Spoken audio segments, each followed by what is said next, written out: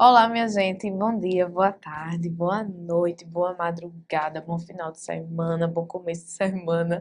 Como é que vocês estão, tá? Estão bem, né? Estudando, fazendo exercício, caminhando para o sucesso. Hoje, o nosso tema abordado, tá? A ser abordado, é, será gestão democrática, certo? Gestão democrática. E aí a gente, além de falar dos propósitos dessa gestão democrática, os princípios, nós vamos também falar nos instrumentos de concretização, certo? De viabilização dessa gestão democrática na escola, ok? E o foco sempre é o que é que o concurso pede, tá? Exatamente como ele pede. Vamos lá. O que é que essa figurinha aqui traz pra gente? Observa bem, vem aqui pra tela, ó. Observa bem. Nós temos aqui a representatividade de estudantes. Nós temos aqui a representatividade dos pais. Nós temos aqui a representatividade, tá? De comunidade, certo? Que engloba tudo aqui. Nós temos também a representatividade de funcionários e nós temos a representatividade de professores, tá? Tudo isso aqui forma a nossa gestão democrática.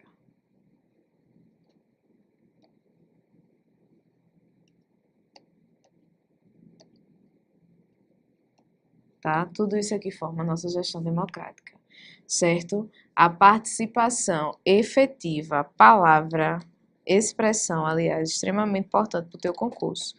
Participação, e a gente vai falar muito nesse termo hoje, efetiva, certo? De estudantes, pais, comunidade, funcionários e professores, tá? Participação efetiva de todos esses sujeitos que estão envolvidos nesse processo, tá?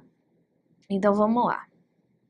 A Constituição, vem aqui para a tela, a Constituição Federal, tá? De 88, lá no seu artigo 206, trouxe para a gente os princípios, tá? Para a nossa educação, para a educação brasileira, né? O que mais tarde também foi abordado na nossa LDB, ok? Mas em se tratando de gestão democrática, a Constituição Federal abordou isso no inciso 6 e trouxe para a gente o seguinte, ó, a primeira observação, tá?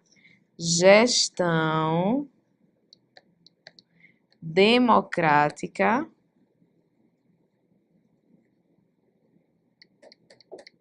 do ensino público, tá? Gestão democrática do ensino público, porque tem bancas ainda que, como pegadinha, tá, traz pra gente gestão democrática do ensino público e privado, não. O que a lei traz é gestão democrática do ensino público, ok? E mais tarde, a LDB, em seu artigo 14, ela tratou dessa gestão democrática, tá? E diz o seguinte, artigo 14 da LDB, vem para a tela. Os sistemas de ensino definirão as normas da gestão democrática, olha pessoal, do ensino público, certo? Na educação básica, de acordo com as suas peculiaridades e conforme os seguintes princípios. Preste atenção. A LDB, em seu artigo 14, trouxe para a gente que quem vai definir essas normas de gestão democrática são os sistemas de ensino, cada sistema de ensino, tá? Os sistemas de ensino municipais, cada um define as suas normas de gestão democrática, os estaduais também. Porém, apesar de trazer, digamos que essa abertura, essa possibilidade de que cada sistema de ensino defina as suas normas de gestão democrática, ela diz que, tá, essas normas precisam estar em conformidade com os seguintes princípios. E que princípios são esses? A participação dos profissionais da educação na elaboração do projeto pedagógico da escola, que a gente vai falar nisso depois, tá? Em um assunto à parte, a gente não vai tratar de PPP aqui, tá? E também a participação das comunidades escolar. Quando eu falo em comunidade escolar, tá? Em comunidade escolar, eu estou trazendo funcionários, professores, alunos, certo? Aquela figura que eu mostrei para vocês. Mas também, gente, para que possa ser garantida essa gestão democrática, é preciso que a comunidade local, tá? Participe dos conselhos escolares ou equivalentes, tá?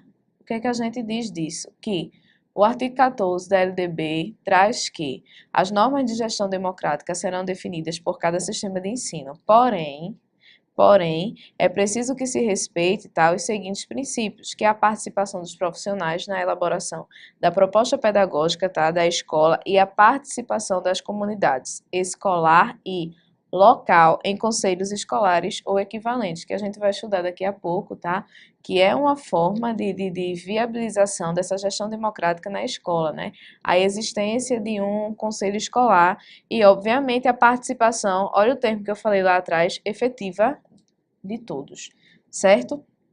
E aí, antes de a gente estudar aqui essa definição trazida pelo MEC, é bom a gente lembrar que a gestão democrática, ela é pautada, vem aqui para a tela, a gestão democrática, ela é pautada no diálogo, certo? Pautada no diálogo, pautada na horizontalidade, quase que não saía, horizontalidade em suas relações, tá? É pautada na alteridade, certo? E não aceita de forma alguma, digamos que uma relação autoritária entre, por exemplo, o diretor e os professores, o diretor e a comunidade, certo? A gestão democrática é pautada nisso aqui, diálogo, horizontalidade, alteridade, certo? Alteridade e não autoridade, tá? Cuidado para não confundir, alteridade. É importante lembrar, gente, também que essa gestão democrática, uma das características, assim, muito forte dela é o seguinte, ela proporciona, tá, a criação de um vínculo, certo? Ela proporciona essa criação de um vínculo com a comunidade, certo? Até porque a gente vai perceber numa gestão democrática, que de fato é democrática, né? Não basta dizer que é democrática e não ser, a gente vai perceber, tá, a presença, o envolvimento da comunidade com essa escola, tá? Então, isso proporciona que a escola crie vínculos, tá? Faz com que a escola crie vínculos com essa comunidade. Vamos aqui para a tela para a gente estudar uma definição do MEC. O que é que o MEC diz sobre gestão democrática? Diz o seguinte: trata-se de uma maneira de organizar o funcionamento da escola, o quê? Pública, né? Quanto aos aspectos políticos, administrativos, financeiros, tecnológicos, culturais, artísticos e pedagógicos, com a finalidade de dar, presta atenção, ó, transparência, ó, vou até marcar aqui, transparência às suas ações e atos e possibilitar, tá? E possibilitar à comunidade escolar e local, perceba aqui a inserção da comunidade local, né? A aquisição de conhecimentos, saberes, ideias e sonhos no processo de aprender, inventar, criar, dialogar, construir, transformar e ensinar. Diante de tudo isso, eu gostaria de destacar, tá? Que, claro, como eu já falei, quando a gente fala em gestão democrática, lembra sempre, gestão democrática da escola pública, certo? E aí a gente percebe até que é um processo político de democratização, certo? De participação desses diferentes sujeitos, tá? Que estão envolvidos ali nesse processo, que estão envolvidos ali com aquela realidade da escola. E assim, uma das finalidades dessa gestão democrática é dar transparência às suas ações, aos seus atos e também possibilitar essa comunidade a participar, possibilitar a participação dessas comunidades, tanto a escolar e local, no processo de tomada de decisões, tá? Isso é muito importante. Vamos caminhar, vamos caminhar. A gestão democrática, ela requer mais do que simples mudanças nas estruturas organizacionais, ou seja, ela requer mudanças de paradigmas, né? Mudança de modelos. É engraçado falar isso aqui porque muitas gestões se dizem democráticas, mas na prática não é bem isso que acontece, né? É só o nome, tá? Então não adianta mudar essas estruturas organizacionais da escola, é preciso mudar também quebrar esse paradigma existente, mudar esse modelo existente, certo? Para que ela possa, de fato, se efetivar ali naquela realidade, certo? A gestão democrática também implica a luta pela garantia de quê? Ó, da autonomia. Isso também é muito forte, da autonomia da unidade escolar, certo? E quando a gente fala em autonomia da unidade escolar, a gente fala também na construção da sua proposta pedagógica, ou seja, do seu PPP, que eu já prometi a vocês que a gente vai falar lá na frente, certo? E só dando uma palhinha agora, esse projeto político-pedagógico é também uma forma de viabilização dessa gestão democrática na escola, certo? Implica também a participação, como eu falei para vocês, a gente vai repetir várias vezes, a participação efetiva, tá? Nos processos de tomada de decisão. Gente, isso é muito forte, tá? A participação efetiva das comunidades local, das comunidades escolar e local nesse processo de tomada de decisões, tá? E não só as decisões serem ali tomadas pela equipe gestora, né? Representada muitas vezes naquela figura única, né, do diretor, não pode, tá? Quando a gente fala em gestão democrática, passa pela autonomia da escola, né, e também na participação efetiva dos diferentes sujeitos nesse processo de tomada de decisões, tá? Incluindo aí a implementação de processos colegiados nas escolas. A gente vai observar aqui esses processos colegiados, tá? Como sendo aqui, por exemplo, tá? O conselho escolar, ok? Vamos caminhar. A gestão democrática é entendida, mais uma vez, ó, como a participação efetiva dos vários segmentos da comunidade escolar. Formado por quem? Tá? Pais, professores, estudantes, funcionários, né? Os diferentes funcionários, tá? Na organização. E aqui eu acrescentaria também, obviamente, tá? A comunidade local. Até porque, quando a gente fala em comunidade escolar, a gente já traz a figura dos pais, dos professores, dos alunos, dos funcionários, tá? A gente não pode esquecer dessa comunidade local.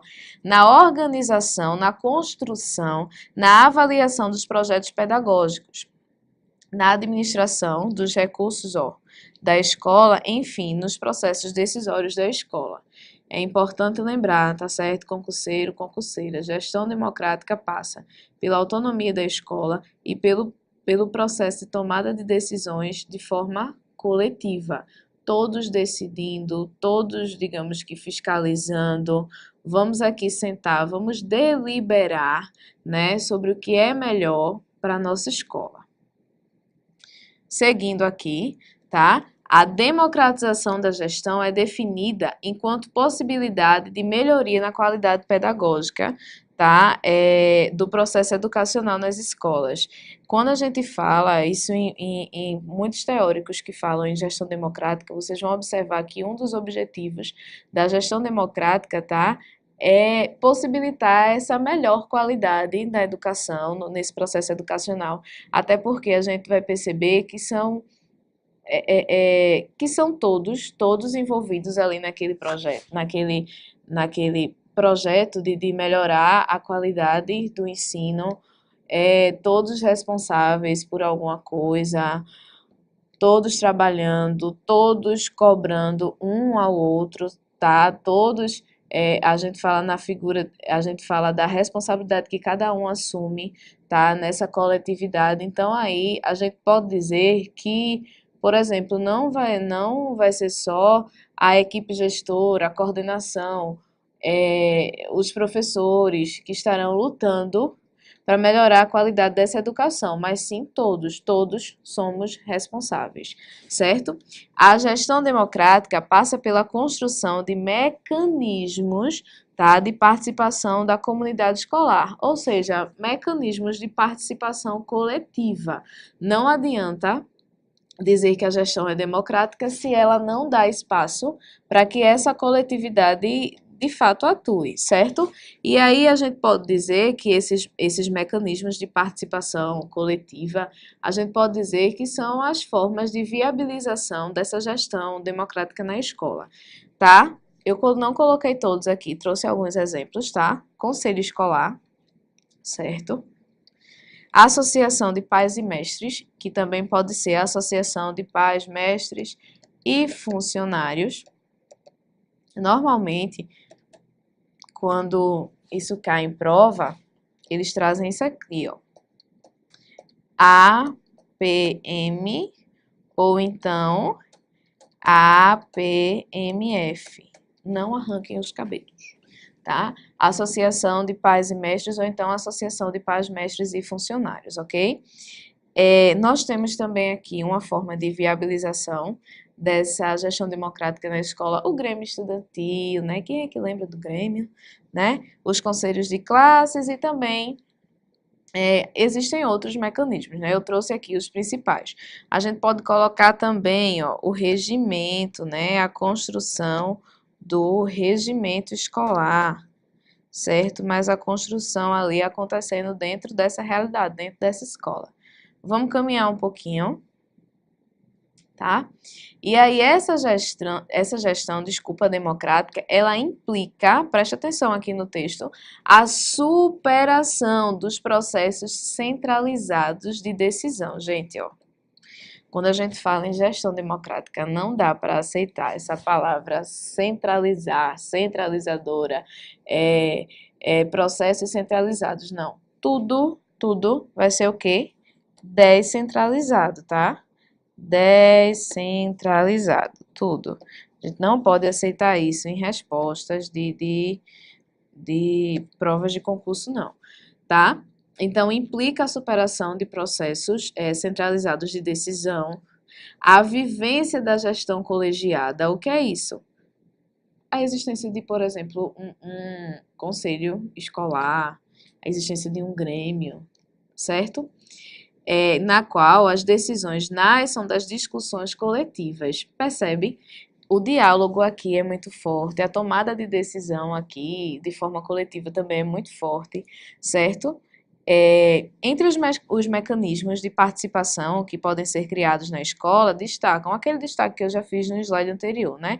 O conselho escolar, o conselho de classe, que a gente não pode confundir, a gente vai estudar daqui a pouco que os objetivos aqui são diferentes, tá? O conselho escolar é bem diferente do conselho de classe, não, a gente pode confundir, não. A gente já viu aqui essa associação de pais e mestres, que também pode ser de pais, mestres e funcionários, o grêmio escolar, o regimento, né? São diversos. Vou caminhar aqui um pouquinho. Quais são os princípios dessa gestão democrática, né? Quais são os princípios?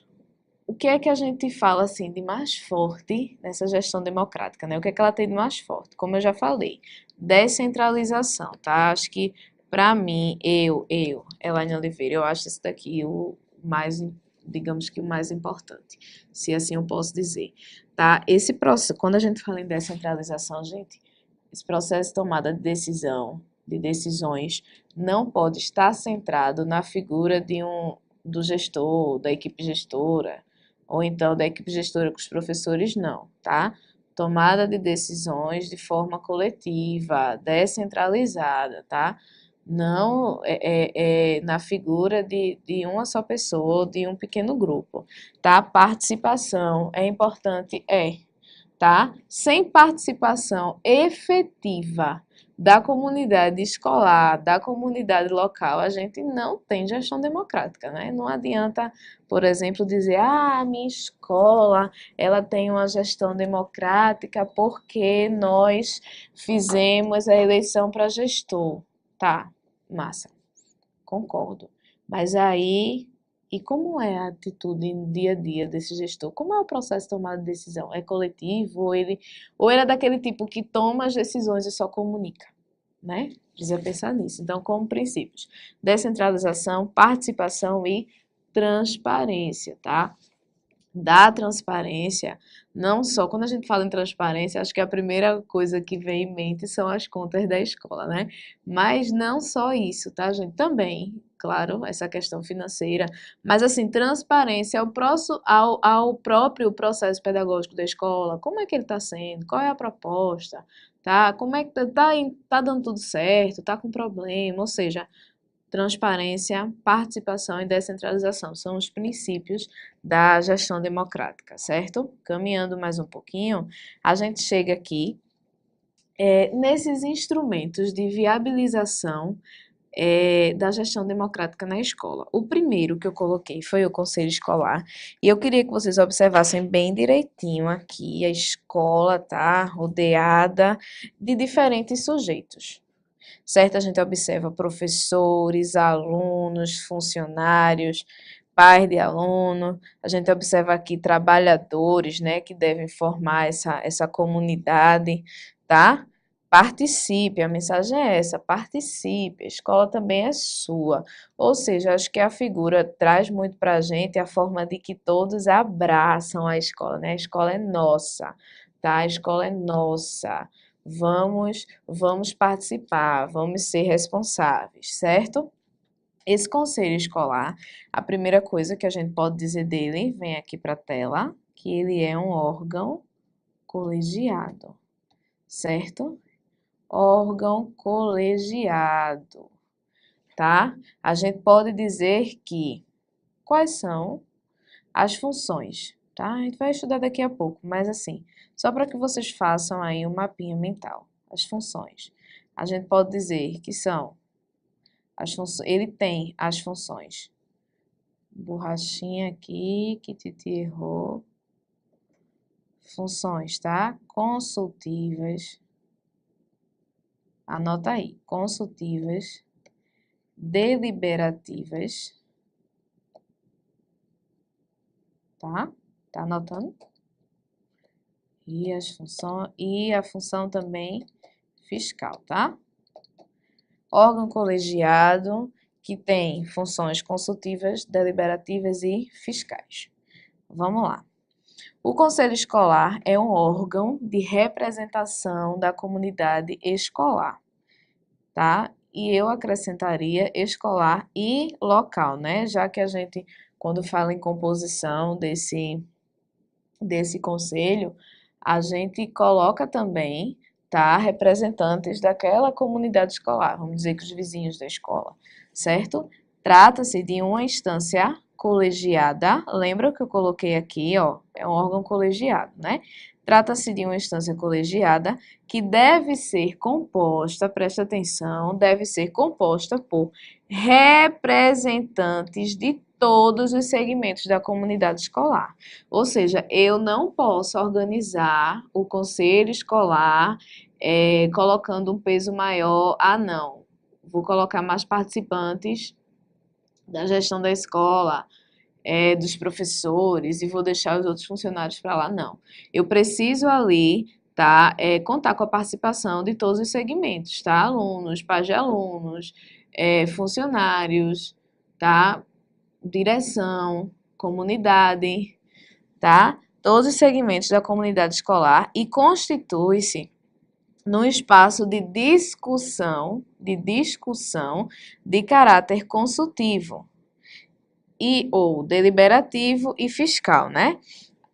de forma coletiva, o conselho escolar vai discutir sobre alguns processos de tomada de decisão da escola, certo? Ele vai ser, por exemplo, consultado, assumindo essa função consultiva, ele vai ser consultado pela direção sobre um determinado problema, sobre uma determinada causa ali da escola, certo?